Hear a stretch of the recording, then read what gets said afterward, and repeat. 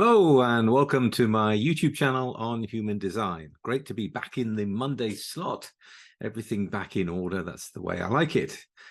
For those of you who are experimenting with the app, we're sorting out a few glitches. It's only been up for 3 days and they're being fixed as I speak.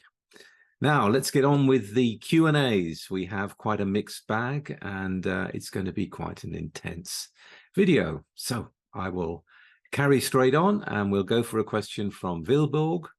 And she asks, I'm a burned out MG, full integration and the wavelength. But now I've noticed that I'm not that active. I love being busy, but it's more creating. I'm sitting still and doing craft. I love that. I've always thought of integration as active busybody, you know, running all over the place. But my nodes are PLR, DLR. So maybe my life isn't active because of that.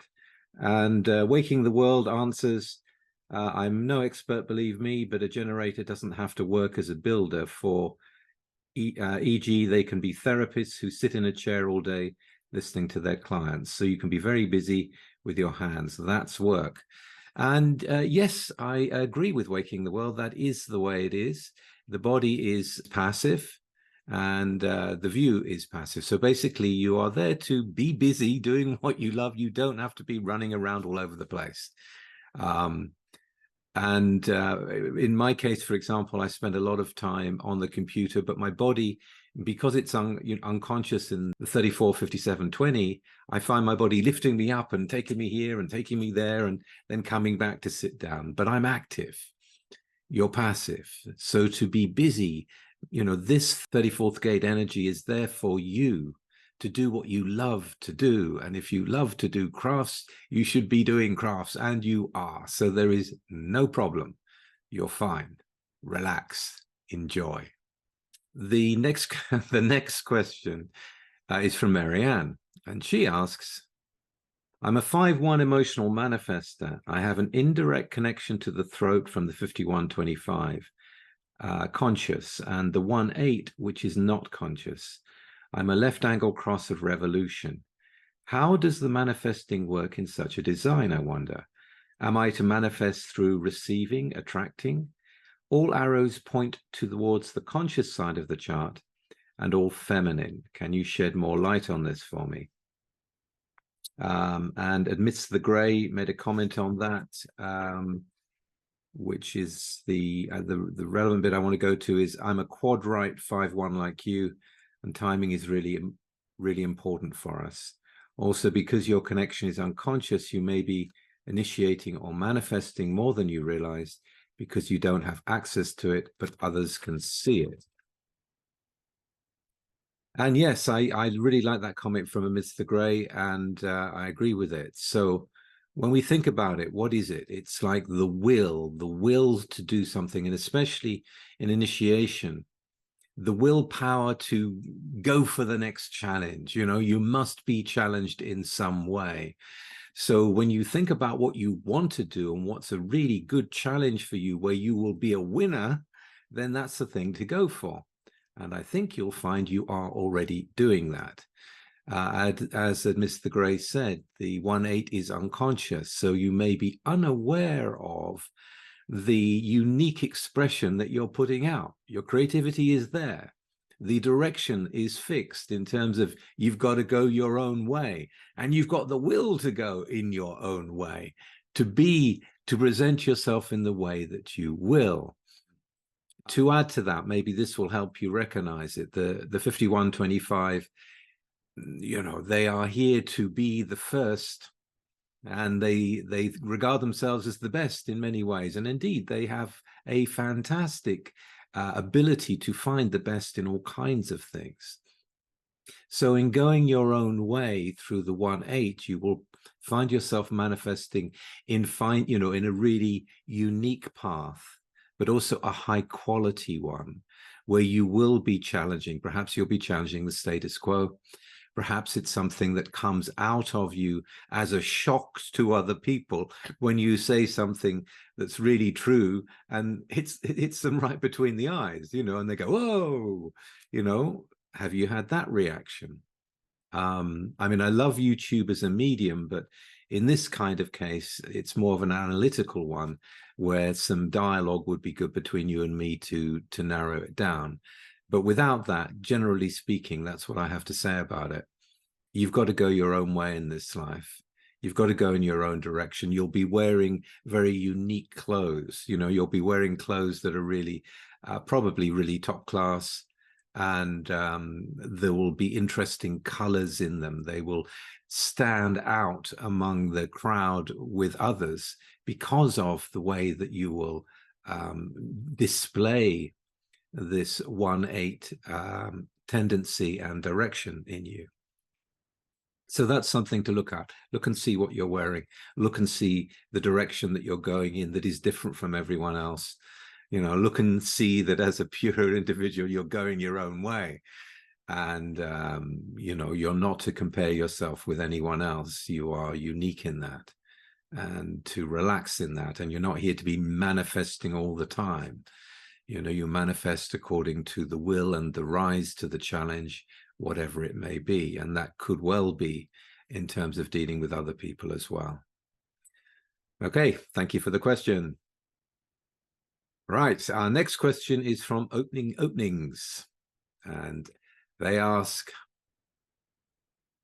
I'm fascinated by the Luigi Manigoni case because of the way social media has responded to it and to him. This case and the response to it, along with other things happening in the world, has felt to me like a build-up, a lead to the mutation that's going to happen in 2027, when all the kinds of systems we have set up to support the collective begin to collapse. My question is, do you see these upheavals happening in the world as a clear sign that things are collapsing already? Or is the real collapse not coming until 2027 and we haven't seen anything yet? Well, that's quite a question. That's quite a question. Yes, I see many things breaking down around the world, and I'm sure we all do. It has to be the case. You know, we went last week into Pluto and what Pluto is bringing, you know, the beginning of a whole new 246-year cycle, taking us into a future we really cannot imagine. And it begins, and we're in a transition period now, heading towards 2027. However, it's not like, you know, as soon as 2027 hits, it's all going to be very different. It doesn't work that way. There is this transitionary period, and it will go on into 2027. So yes, there will be big changes happening, but don't expect it all to collapse all at once. I mean, some of the things that have been set up for a long time have been set up really well, and it's not so easy to bring them down. It will take time. Other things that are not are collapsing right now. And there's being a change of guard in lots of different areas. So I will say that, yeah, there are definitely signs of collapse happening in different areas. And also there are signs of people waking up all over the world to what the structures around us have been. And that is going to be, you know, that is building. Certain actions have been taken, but as I said last week, in the new year, there are also the building up of feelings which have not yet been released. So yeah, I do expect that to come out more. The people are not happy. So what exactly will happen, you know, where everything comes down? I mean, you can get carried away and go, oh God, there's going to be this major thing or that major thing. Yeah, I cannot say, you know, I cannot say. I think there's a fairly good chance that at some point the internet will really be disrupted, since so many things are dependent upon it. And for a whole new change, I think that one has to be affected. Regarding war and other things, I don't know. All I know is that humanity does get through it, and we are indeed heading out of what I regard to be the Iron Age into a better time. So the focus of the program will no longer be on humans. Now, that can be a good thing. That can be a good thing for the free humans out there who are wanting to live in their own way. This could be a wonderful time that we're coming into. So I don't want you to think about it all as, doom and gloom, because that's not the way I see it. It really isn't. You follow your strategy and authority and you're going to be fine. There is this mirroring of the mutative things that are happening within the human being as well.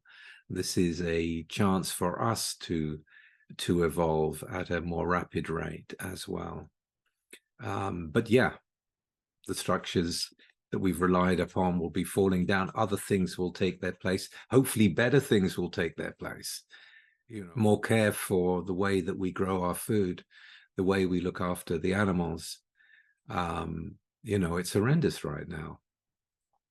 The cruelty and the chemicals and all the rest of it that's going on. So yeah, I'm looking forward to that changing, and that is likely to be changing through the food chain being sorted in more individual ways, by people hopefully that love what they do. So it's not all doom and gloom. All right, that's what I have to say for that one. Thank you very much for the question. The next question kind of is part of that as well. And it comes from Karen G. So this is what Karen says. Ra said that in 2027, one of the gates would mutate, the 55th, I think. He said this would break up the emotional wave of those who are emotionally defined, whether we have that gate activated or not, and that emotion as we know it will be totally transformed, and the channel it is part of will not function anymore. How exactly will this affect everyone? How will this play out? What will that gate mutate into? The body graph will be broken? ? Change shape ? It will very soon be 2027, and I would love to know what to expect. He also mentioned something about autistic people coming into their own in 2027, become very important to society in some way. What did he mean? And Waking the World commented on that. We have new rays being born from 2027 onwards. I'm given to understand who will have a totally different chart. This is one area I'd like info on too. Michelle says, I'm guessing that was an old timeline that we are no longer on. I think humans have evolved more than expected, and we are on a higher timeline. I'm guessing the rays won't come because humans are evolving fast enough now. That's just how I feel about it. And I believe it to be true, but I don't know 100% for sure if I'm correct about this. And also Indigo 80 says, I have the 55 and also wondered about this. It's natural to wonder about what's coming, what the mutation is all about. The histidine codon is mutating. So Ra mentioned the fact that, we may not be able to eat fish, was one of the things that he said. There will be this disconnect between the 49 and the 19, which means our relationship to the interspecies connection we have with mammals will change. But really, the big question is, how will it affect human beings who are emotionally defined? Now, the way I think about this is I think about the emotional system being both a motor and an awareness. And these crescendo waves and ratcheting up waves and spiky waves and all the emotional drama and stuff that goes on inside the emotionals in the wave up and down, I suspect will become more level. The motor aspect, I think, again, I don't know. I cannot know. We wait and see. But my suspicion is that it's going to calm down. It's going to be more of the awareness shining out. It's more the awareness that you're in the wave and you need time to just settle in it. It may be that the emotional awareness is much stronger. And when you think about what the rays are that are coming, one of the things they're going to be able to do is to really break down the frequencies of everything. And emotional energy is really about, tapping into the frequencies of what's happening inside them and seeing that change over time. So if that stabilizes, it's going to be very interesting. It is an evolutionary shift in the opening up of the awareness in the solar plexus. So in that sense, it is a deeper awareness, and it's an awareness that can come in certain moments, even to open emotional people who have taken in emotional energy. And I'm speaking from my own experience here, that you can really go into the quality of what's behind that. So generally speaking, I think things will get more stable, and at the same time, more awareness. That's what I'm expecting, but we don't know. We don't know, and we don't know exactly how long that's going to take. Like I say, it's not going to be on the day of the new beginning. There'll be a transitionary period as it begins to come into manifestation more and more. Regarding the comment from Michelle that humans are on a higher timeline and the rays won't be coming into the world, no. The rays will be coming into the world. Human beings are a transitionary species, and so are the rays actually. But still, the rays have to come to prepare for what comes after that. So it's necessary. And regarding the comment on autism, that autistic people will be much more important, the autism and the prostate cancer that preceded the mutation had to take place because of the breakdown of the histidine codon. It had to take place. We had to get to the point in the general population where a new species can be formed.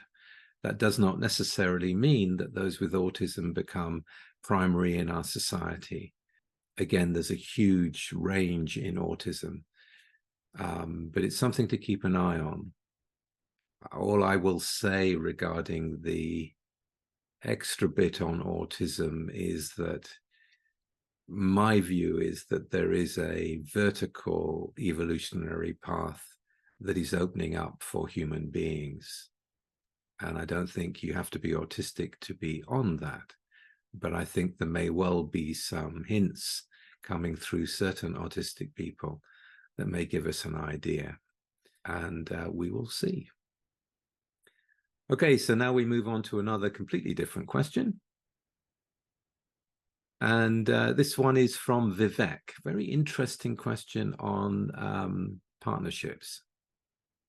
Vivek asks, I have a question about electromagnetics. I have recently started a relationship with someone with whom we form a single definition, a 9 and 0. We're obviously both people with a lot of openness in our individual designs. We have 8 electromagnetic connections, of which 5 are resonances and 1 harmonic, leaving only 2 dissonant. She dominates me via the 63-4 and the 37-40, twice because she is the cross of planning and conscious nodes are there. I am a sleeping phoenix. Things are very much in their infancy, so no bargain struck yet. Good for you. We are also both 3-5s and share inner vision. So when we kiss, it's like the world vanishes completely, depending somewhat where she is in a wave, mind you. But I would be intrigued by what you might have to say about this absolutely ridiculous amount of electromagnetism and what difference it makes when these are in harmony or dissonance. By the way, I'm an MG and she is a projector. Interesting question. I have come across 8 electromagnetics in clients and friends before, and usually it results in, shouting at each other at different times and other times really being close to one another. There is no doubting the love between the two. But the electromagnetics are usually repelling. I mean, that's what they are, attraction and repelling. when you have 5 of them resonant, now this is something I have not heard of before in anyone or any couple that I've seen, and one of them harmonious. I mean, that should be a really good meeting, I would have thought. I mean, again, I don't know exactly what they are because I haven't seen your charts, but I would say that's a real positive indication of connection. And the 2 dissonant, well, then those are the ones that would be what the arguments would be about. But I cannot know that. I don't have a lot of aspects of me that can be joined electromagnetically. So it's only through observation, it's only through the questions and my experience of my clients that I can know about this. But in this quantity, that's for you to discover. That's for you to experiment with. But that's my view. I think it's very good in many ways, and I think you have a chance between the 2 of you really to explore something rare. Bearing in mind 2 things: the 9 and 0. It means that although you want to be together in your bubble together and the world can disappear, there will come a point, because of the mechanical nature, where you are going to feel suffocated after a while and you need to do your own things and then come back together again. You must have space in this relationship to be away from each other for it to be a long-lasting relationship. But yes, it can work. The second thing is to bear in mind the fact that it's an MG and a projector, to treat each other according to your nature. You know, if as an MG you're wanting the projector to do a lot more than they're able to do, that's not going to work. You have to invite them. They have to ask you and engage your response rather than just tell you. So again, following the principles of human design is going to be really important for the success of the relationship. And also, when you are away from each other, to spend more time with your own types and then come back together. It could be a very, very interesting partnership. So I wish you well with that. Interesting one. Thank you for the question. And the next question comes from Cam. And the question is, I have a question about Uranus opposition versus Chiron return. What are the differences and or similarities between these 2 major transits in human design? I'm a 6-2 generator, left angle crossed of Endeavour 2. And I see that there are a lot of big transits happening in the summer of 2025, including Uranus moving into Gemini for a few months. I have my natal Uranus in Sag in gate 11, and I see that the oppositions will occur in gate 12. Interestingly, I also have my natal Chiron in the sign of Gemini in gate 15, but it is in gate 12 in its design gate. Can you speak a bit about what this means and what the significance is when a 6-2 has a connection between their Chiron and Uranus opposition in their body graph like this? Well, that's a very specific question to you, and I appreciate the question, Cam. But I'm just going to talk about it in a general way as well, so that it's useful to the other viewers, and then we'll come back to the specifics of what I think this may mean. So firstly, what is the difference between the Uranus opposition and Chiron?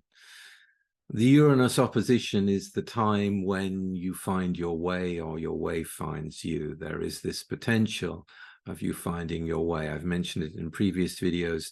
This was the exact moment when I met Ra, who changed my life at that moment. And here I am in my way, you know, decades later, because it was my way. So when we're talking about Uranus, it's a 7-year period. It's a transition to go towards the Chiron, and the Chiron is about the fruition, the flowering of the life, the healing of the things that need to be healed in order to flower. So they're linked in that way. The Uranus opposition leads into the Chiron.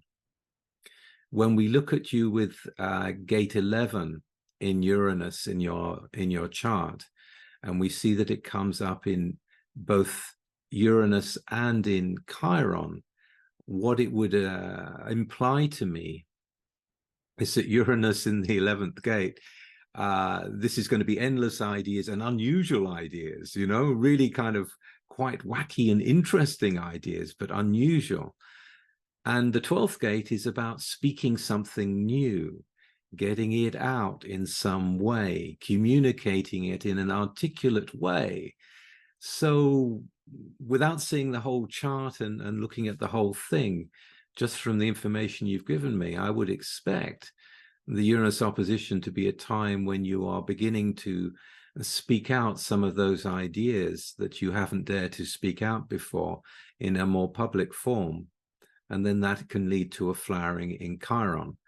And remember, there's a lot of 22s out there, and there's a lot of 22s in the current year coming up that we looked at last week, who want to hear from the 12, who want to hear something worth hearing, who want to hear something new and different that can really make an impact. So your timing's pretty good. All right, thank you for the question. I hope that was helpful and intriguing to you. And that's all we have time for this week. So I hope you've enjoyed that. And if you have, please like, share, and subscribe. And I will see you again next week with something completely different. Take care of yourselves. Bye for now.